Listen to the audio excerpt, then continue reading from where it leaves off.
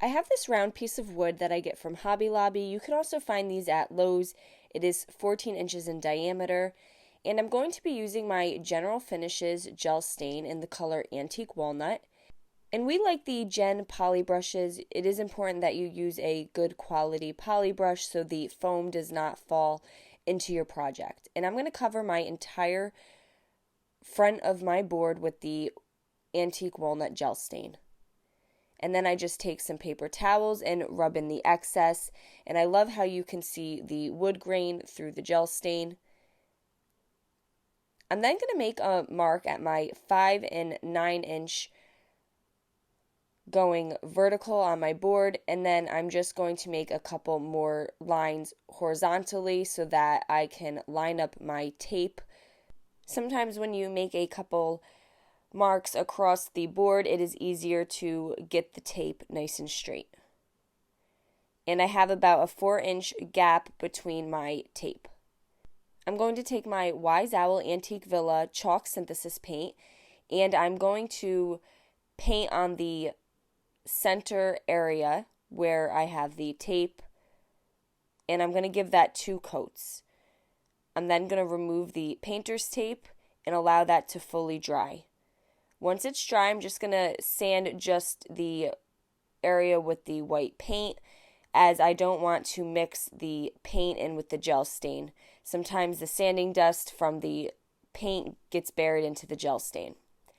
Now I have this Merry Christmas stencil that I get from Hobby Lobby. It came in a pack of 2, and they measure about 10 by 6 inches, and I'm going to just secure that to my board. I'm going to place the Christmas in the bottom right side of the area that is painted white, and I'm going to block off the Merry. So I'm just ripping small pieces of the blue painter's tape so that way I can cover the Merry so that when I stencil the Christmas, we are not hitting any of those cutouts. I have some black Wise Owl paint and a foam dabber. I'm going to apply a small amount of paint to my dabber and just dab over the word Christmas.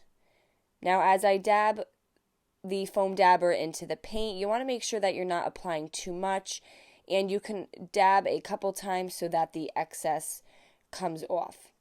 You can also have a second plate where you dab the excess. If you do apply too much paint, it will just bleed underneath your stencil.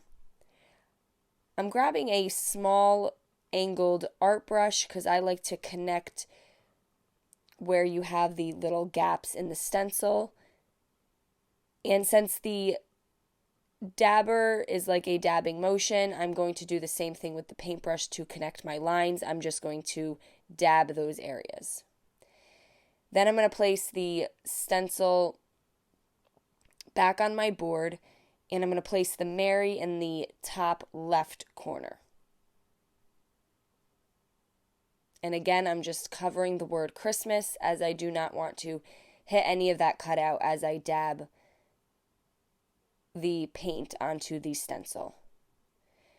I just wanted my Merry Christmas to cover the entire white area, but you can just place the stencil in the center and have the Merry Christmas just all in the center. And again, I'm just adding a little paint to the angled brush, and I'm just dabbing in to connect those lines. And I want that to fully dry. I have these green and red half wood circles that I get from Amazon. They are 15 millimeters, and they came in a pack with 2 other designs as well, and a total of 240 wood half circles. And what I like about these is they're already pre-painted. You can get them for a very reasonable price off of Amazon, and it saves you the time from having to paint them. And I'm just going to glue all of the beads rotating between the red and the green along the top and bottom of the white rectangle that's in the center. And I'm just using the hot glue to adhere it. You can also use the Elmer's wood glue if you want to.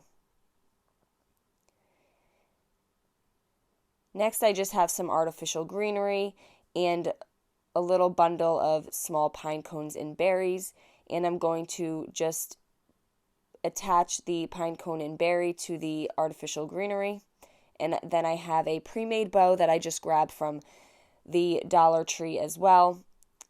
And I'm gluing them to the back side of the bow.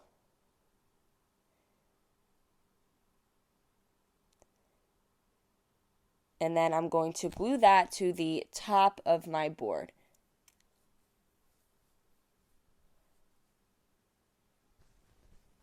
I'm just going to flip it onto the back side and add a piece of jute for the hanger. It's just a thin piece of jute. And then I have my staple gun that I get from Lowe's. Very easy to add hangers to the back with.